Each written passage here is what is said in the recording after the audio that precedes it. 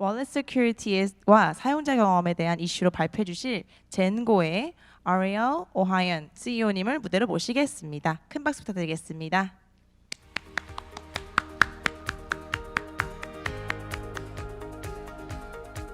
Can you hear me? Hello? Is that working? Yes. All right. 안녕하세요. That's all I can say Korean. Don't ask for more. My name is Ouriel Ohayon. I'm the CEO of ZenGo. I understand that here in Korea you may say Django, but here where I'm from in Israel, Tel Aviv, we say ZenGo. And ZenGo is a new generation of crypto wallet. If we have the time at the end of the presentation, which is not about ZenGo, we'll make a small demonstration and you'll understand why it's a new generation, which is a significant improvement in simplicity and security. What I want to talk about today is the mission impossible, is why making a wallet, a crypto wallet, secure with a good user experience is in appearance a mission impossible. But at the end of the day, I will also present some solutions and hopes that we don't feel all depressed by the end of the day. Who owns a crypto wallet here? Raise your hand. If you own a crypto wallet, raise your hand. No one owns a crypto wallet? No, that's not possible. I cannot see everyone. All right, okay, very little. All right, so I have bad news for you. All right, the bad news is that you think you are protected, but you are not. And we're going to talk about that. So, very quickly, blockchains have brought freedom to individuals, and this freedom is to unbank yourself, is to become your own bank, what's called the BYOB, become your own bank. And there is this famous expression, not your keys, not your crypto. You know it, right? You've read it, it's on Twitter, it's in books, it's in white papers. You have to be in control of your own security. So blockchains are secure, right? Consensus mechanisms, security protocols, security audits. Blockchains are secure, but humans are stupid. Let me explain what I mean by that. It's like crypto security is very, very hard. It's not something that is given to everyone. You think you are good in security, but actually you are not, because there are many factors that escapes you. When you get into crypto, you have to make a choice. You have to make a choice if you want your crypto funds to be held by a third party, like an exchange, and you have to trust them with your money, and you might have some bad surprises at some moment, or you have to choose for a non-custodial, a self-custody solution, a solution where you are in control, and you have to trust yourself and trust the software or the solution to manage your own security at your own risk. And we call that pick your poison. Why we call that pick your poison? Because no matter which choice you're going to make, whether you're trusting a third party or whether you're going to trust yourself, you're going to make a design decision about how your security is affecting your experience. And this design and this choice is going to affect the possibility of recovering your funds and accessing your funds, and many times losing your funds. And what I want to do with this presentation is explain to you that UX, meaning user experience, is security, and security is user experience. Those are not two different things. They should not be thought differently, separately, in different departments. They should be thought as one and same field. And this matters because this affects the funds that you are in charge of. And there is a simple rule in software, not just in crypto, is anything that can go wrong will go wrong at some point. In crypto, it can be different things. It can be malicious or careless custodians. We will talk about that. Technical vulnerabilities, human errors, unnecessary complexity in the user experience, poor design choices made by the software editor or the hardware manufacturer, and sometimes just pure and simple lost and stolen private keys. So sometimes there is things that happen with custodians when you give your money to an exchange. And many times and every month we hear about those episodes. Mt. Gox was the most famous one. People trusted this exchange and many lost their money. Sometimes it's better. You have exchanges like Binance, something wrong happened and Binance treated it super well. They had a fund to cover their own customers of the accident that happened, but it's not always like that. Many times the funds don't have the insurance to cover the errors and the funds that are lost. You have technical vulnerabilities. The most famous one has been the parity hack, where an error was done in the smart contract of the wallet, and funds were locked and lost forever, but there were many others, and some of them are listed here. Sometimes you say, all right, I won't trust software, I won't trust the hardware. All right, I'm going to use this cold storage, which is supposed to be the golden standard for protecting my funds. But then, at some point, even hardware you discover that is vulnerable. There are vulnerabilities discovered in the hardware, and those some are discovered by the hardware themselves, the hardware manufacturer themselves, and some by third parties. Sometimes it's the hardware that is around what enables you to use your hardware wallet, like your computer or your keyboard, where you're going to discover that third party can intrude and read what you're writing. Sometimes there are human errors. Okay? We're all humans, we all make mistakes, and sometimes we make terrible mistakes, sometimes funny mistakes, like this guy here. Okay? Just set up his hardware wallet, he's very proud of it, make a picture, and puts on the picture the seed phrase. All right? What did he write? He wrote, "Finally, I feel safe and backed up now." And the first comment, read it, it's very funny. It's thanks for the money. This is a real case of one of our customers. Not happened on our solution. He used a hardware wallet, won't say any name, and he wrote his 24 words with his own writing. He thought he was backed up, except that the words didn't work when he wanted to recover on another wallet. And the reason is because he wrote this word, stab, S-T-A-B. We discovered thanks to some nice software that help us reverse engineer seed phrases, that it was not stab, but it was slab, S-L-A-B. He thought it was a T, but it was an L.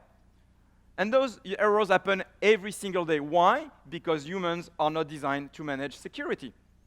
Sometimes this is poor design choices made by the software or the hardware and manufacturers or engineers that they think with good intentions that they're going to protect you. For example, how many times have you seen you have to choose a password?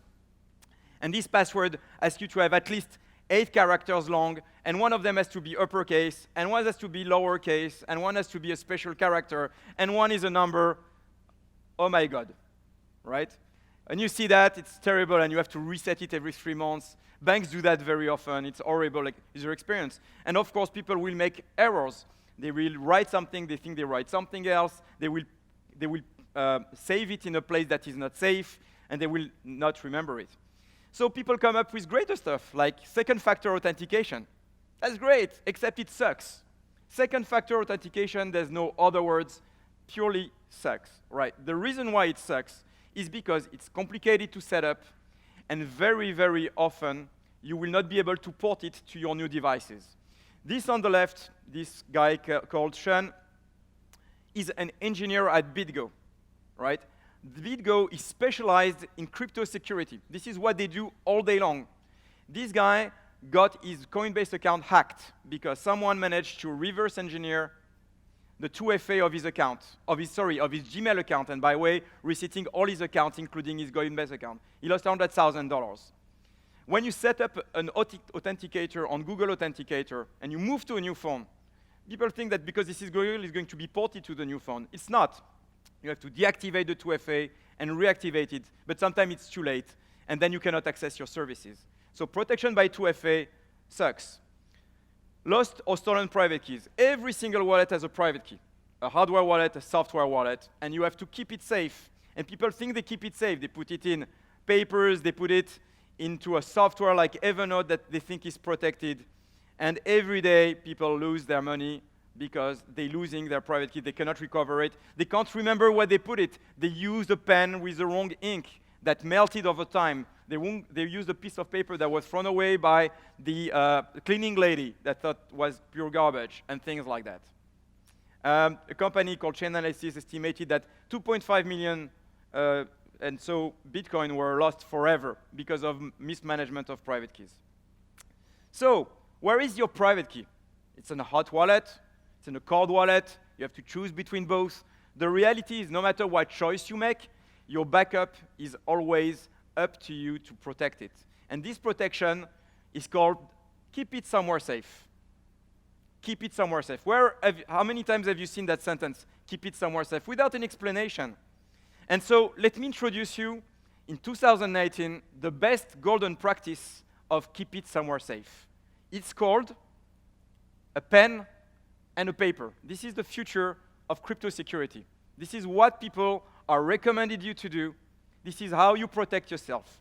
And to escape the banking system, the best place to keep this paper is a bank safe. So you're escaping a bank, you're buying crypto, you're writing down a piece of paper, and where you put it in a bank. And if you paid attention yesterday, there was an article in the New York Times that even bank safes are not safe. They're not insured by the bank, and the bank, under federal custody investigation, can empty your bank safe. So even your bank safe is not safe. So what is the solution for, better improving the security of private key management? So there is something called multi-sig. Have you heard about multi-sig? Multi-sig, raise your hand. Yeah. So multi-sig is not, you're not alone to sign a transaction. You don't alone to sign with a private key. There are multiple people signing up with you. Okay. What's the problem with multi-sig? It's complicated to set up. It's publicly exposed, and it works mostly with Bitcoin only, poorly with Ethereum, and doesn't work with other blockchains. So, is it really mission impossible to have something that's so much better, where users do not require to be experts in security, where when complexity kills the user experience because there are too many steps and too many things to set up and too many things to remember, so you can have your funds protected? How can we end with the tyranny of the private key management, which is a real hassle? And like an insurance, you don't know you need about that until an accident happens. And an accident will happen. You don't know it yet, but it will. And so we thought hard about this problem. This is what we do all day long. And we're not alone, a few other companies too. And we believe that the direction to think about this problem is by using creativity and math. So instead of trusting humans for their choices or for the designs, you trust math instead, because math cannot be fooled. Math are math. Math are truth. So just first, heads up, very clear, and let's be clear, 100% security never exists, never will exist. There's always solutions with trade-offs, but we believe that it's possible to reduce considerably surface attack, human errors, and room for loss of funds.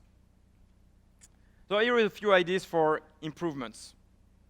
The first one is to have solutions around what's called distributed key management, where instead of relying on one person or one device, you can rely on multiple persons or multiple devices. So we have multi-sig, but as we saw, multi-sig is not scalable to all type of assets. So you're going to be stuck with other blockchains when you want to store new blockchains, for example, that are arriving.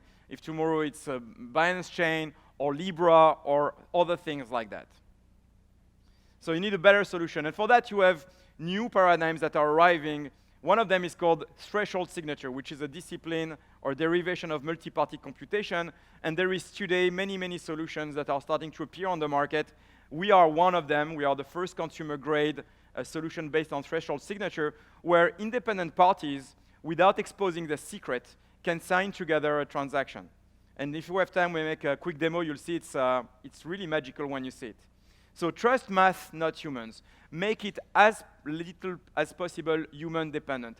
Don't make people write things. Don't make people remember things. Don't force humans into poor design choices in how they implement password, in how they implement security. Because it will not just happen.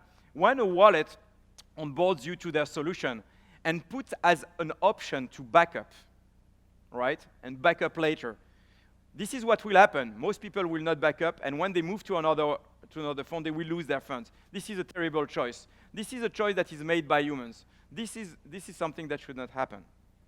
So trust math, not humans. User-controlled and seedless security. User-controlled means that a solution should be controlled by the user, but not dependent on the user, right? Controlled by the user means only the user can do critical actions, like starting a transaction, like initiating a transaction, like choosing to which it should be sent, but should not be alone and should be assisted, especially for large amount of transaction or critical operation. There are already technologies that helps users design use solutions without the need of managing a passphrase or a seed. This 24 list of passwords that some of you are probably familiar with already, that are the backup of your funds.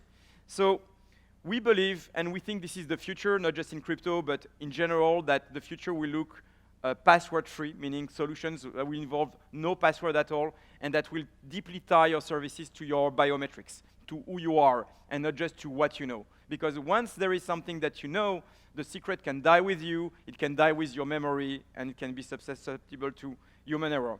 Finally, open sourcing. There is no better way to build robust software than to open source your cryptography, your security. This is the only right way, and anything that is not open source should be taken with a very big grain of salt, and I don't want to say ignored, because it's a strong word, but it's something that really matters. So we believe that UX security, or security UX, user experience and security, is something that is mission possible. It's not a mission impossible, it just requires new rules, new paradigms, and creativity. And all of that together can help build new user experiences that will free every single one of us from the tyranny of private key management. And this is something that matters because there is no way on earth that crypto will get adopted by billions of users with the management of security the way it exists today. No matter how we do it, it has to change, and it has to change in a radical way. So before I go to a demo, I'd like to ask you if you have some questions on what I said, and then I will show you like a few quick videos on how we build our crypto wallet. And you're familiar with crypto wallet, you will see a substantial difference in simplicity, but also in security, and I will comment as we go. Do you have any questions? Please raise your hand. I don't see so well because the light is very strong. Question? No question? Comments? Okay. No, that's good. I can see. It's fine. All right, no problem. So no question asked means that you understood everything, that you're going to dump your wallet, and that you're going to use our new wallet. That I like. All right. Of course, it was a joke, but you're happy to download it if you want. It's, by the way, only available on iOS for now. Android will be available very soon. We launched yesterday support for Binance Chain. It's the best user experience if you have BNB tokens. And once you see it, you'll understand it. I don't want to pitch it too long. We support also BTC and Ethereum. So let me show you, once you have a wallet set up on ZenGo, how you restore your account. You lost your phone, all right? Someone stole your device, and you need to set it up back again, right? But you will pay attention. At no moment in time, the user will have to write down a password, not a single one. And that's the magic of multi-party computation and ZenGo. So in this case, in this video, you will see someone who has already a wallet that is restoring it. After that, I will show you how you create a backup, right? And that's how you get to restore later. First video.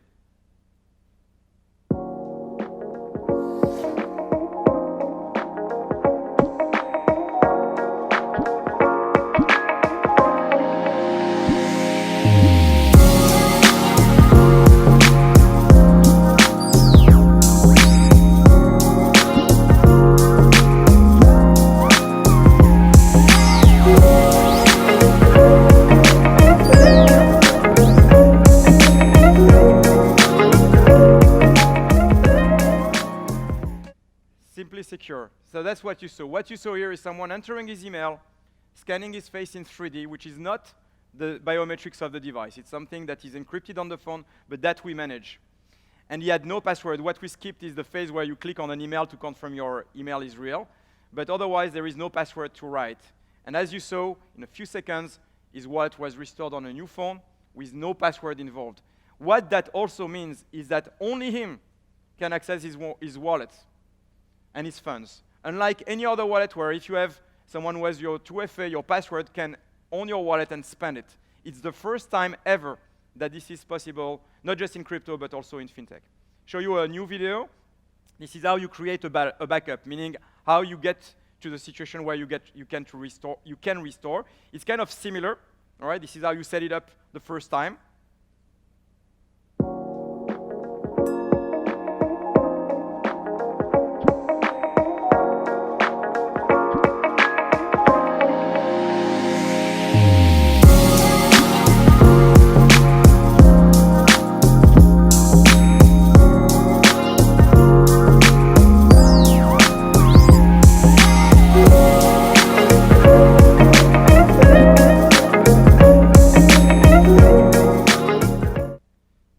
fully secure. That's the signature of the brand.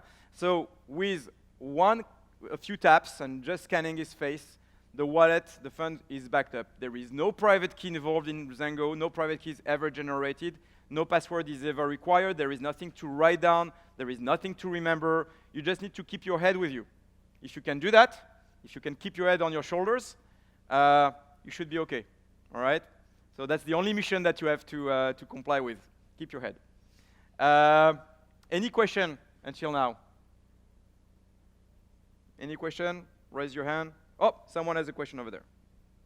I managed to get a question. And try in English because in Korean I cannot answer. All right, microphone's coming. I hope it's a challenging question. 예, 한국어로 질문하겠습니다. 제가 좀 늦게 들어와서 사실 정확하게 앞에 내용이 설명되는지.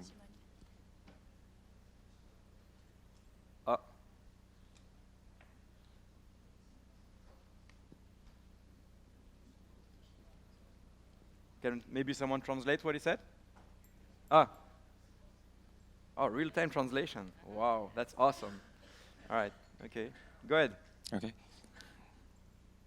네, 제가 조금 늦게 들어와서 정확하게 앞부분을 이해 못했었을 수도 있는데 지금 저렇게 안면 인식 같은 경우에 이제 삼성이나 어떤 폰들을 이용하는 경우에는 이제 얼굴이 아니고 실제 얼굴을 찍은 사진만으로도 가끔 열리게 되는 경우들이 많이 발생을 했는데 이제 젠고 같은 경우에는 그 안면 인식 기술을 이제 조금 역으로 이용해서 이제 범죄를 저지르는 경우들도 있는데 그런 경우들에 대해서는 어떤 식으로 대처할 수 있는지 궁금합니다. All right. Thank you for your question. It's a very good question. We get it all the time, and I have two answers for you. So the question is, can the scan of the face be bypassed with a picture or a video, or let me extend even a 3D mask? Okay. The answer to that question is you cannot, and I will explain you why. It's not using the camera and the biometrics of the phone, right? The one that you have on a Samsung phone or on an iPhone. It's using a server-side biometrics that is operated by our server. We're not using the same sensors and the same parameters that are typically used by device biometrics, which are device-centric. It's a lot more sophisticated, and it's a lot more parameters that are censored. So what we are measuring is not the fact that you are looking like you. We're not measuring what's called the likeness. We're measuring the liveness, meaning the fact that your face is alive. So let's assume you're taking a picture of yourself, and you put the picture instead of your real face. The camera will sense that your face is not alive, that it's static, because it's a picture. And so it will stop right there. The test will not pass. If you're using a video, it will detect that there is no depth to the video. So it will detect that the face is not alive. And if you're using a 3D mask, like Mission Impossible style, by the way, this is why I picked Mission Impossible, and you're using like Ethan Hawke type of style mask, it will not detect that your eyes are blinking, it will not detect that your mouth is moving, and it will not detect the accuracy of your face. So it will also fail. And to prove it, we launched a month ago what we call the ZenGo Challenge. The ZenGo Challenge is a simple challenge. It's actually open right now. You can win one Bitcoin. We put a 1 Bitcoin in a wallet. We give you the email, we give you the iCloud account, and we give you even a picture of my face. All right? You can try to recover the Bitcoin right now. If you manage, it's yours. We had hundreds of people trying to crack it. No one has managed to crack it until now. So that answers your question. Technically, it's not possible. We have a proof right now showing that the technology is vastly superior than traditional face recognition on devices. I hope that answers. One more question, maybe a quick one? Oh, good. You have to be online to unlock, absolutely. And you have to always be online to make a transaction, all right? So if you are offline, it means that you are either dead or you are in a nice desert island and covered. Yes? So after this talk, will you take a selfie with me? I absolutely will. Okay. And sadly, as you learned before, it won't help you too much to get the Bitcoin. But we can take even multiple if you want. 오케이. 한국말로 네. 그 보통 그 생체 인식 그을 통해서 암호화하는 게 실제로 프라이빗 키, 퍼블릭 키 이렇게 암호화하는 것보다 암호학적으로는 더 약하다고 알고 있는데, 예, 뭐 지문으로 암호한다든지, 뭐 홍채로 암호한다든지 이런 것들이 이제 실제로는 그 더 암호학적으로 떨어지는 걸로 알고 있거든요. 그래서 이게 그 암호 그 프라이빗 키를 보호하는 그 뭐라고 해야 되나, 그 강도라고 해야 되나요? 그게 더 떨어지는 게 아닌지, 그 다음에 실제로 그 프라이빗 키가 어디에 저장돼 있는지, 진짜로 예, 서버에 저장돼 있는 건지, 암호화되어서 저장돼 있는 건지, 네, 그걸 알고 싶습니다. So, excellent question. Thank you very much. The question is, where is the private key, and is biometrics safe enough to protect it? So let me answer with two levels. First, we're using multi-party computation and threshold signature, where at no moment a private key is ever generated. So there is no private key that is ever generated. I know it will be difficult to believe, because it's not the way our brain has been trained for the past 10 years, but there is no private key ever generated. So there's no single point of string that can be spent. First point of information. The secrets are generated independently on your phone and on the server, and they are generated independently. They never meet each other. They are interacting by ways of zero-knowledge proofs and mathematical operation, but they are never meeting each other, which means that there is no single point of failure, right? The biometrics is just one of the factors that enables you to access your wallet. There are three factors. There is your email address, there is your device and your iCloud account, and there is your face biometrics, right? So those combined together makes the protection of your funds vastly superior to a typical wallet where only a private key and your memory protects you. I hope that answers your Sorry, question. I think you misunderstood my question. So you're saying that biometrics is more secure than a private key. Nope. But what's stopping me from telling you I'm taking a selfie with you and just scanning your face? So I will repeat what I just said. First, I'm not saying biometric is superior to private key management. I'm what you're saying. that distributed security with multi-party computation and threshold signature That's is, not my question. My and question I'm answering now to your question, which I answered before, but I will repeat. If you take a selfie with me, and we will, it no, will not not a selfie. work. I'm asking what is stopping me from opening your app, telling you I'm taking a selfie with you, and scanning your face? It will not work because you are protected by three factors. You're protected by your email, by your device and cloud account, and by the fact that I will be willing to sit with you and scan my face for 5 seconds. If you manage to do that, it means that you're a good attacker and that you have a gun pointed to my face. I mean, when we talk about cybersecurity, 99% of all things that get hacked are from a social kind of vulnerability. Yeah.